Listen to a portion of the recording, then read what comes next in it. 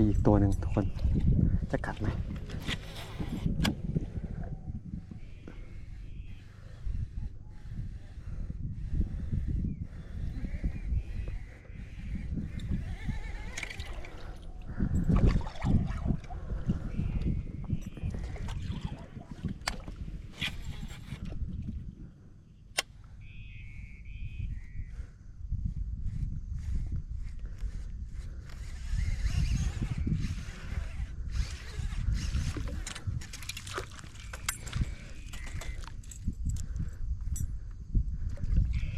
กัดไหมมีแม่ไหม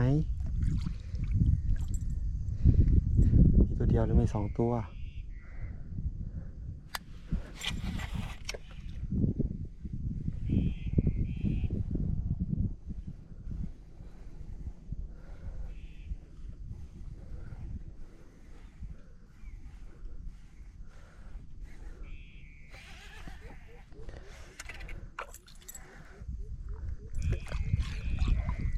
กัดไหม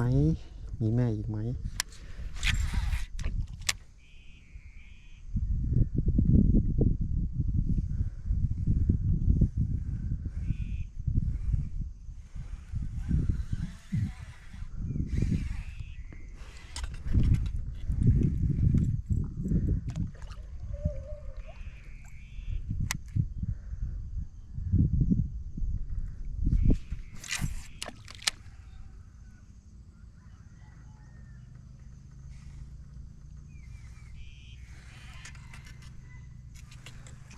ยังไม่มีอาการ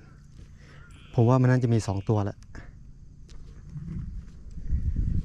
แต่อีกตัวนึงมันยังไม่กัดเฉยๆหรือเปล่านะ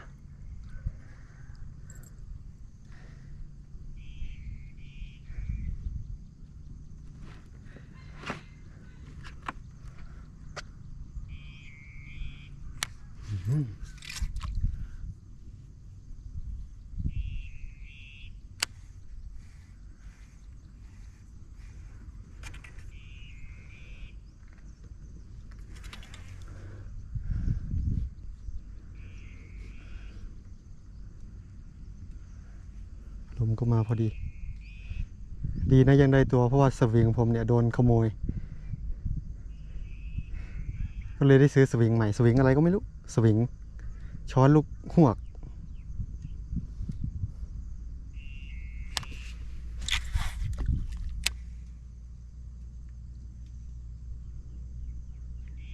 จะตีย้ำดูอีกตัวหนึ่งมันกัด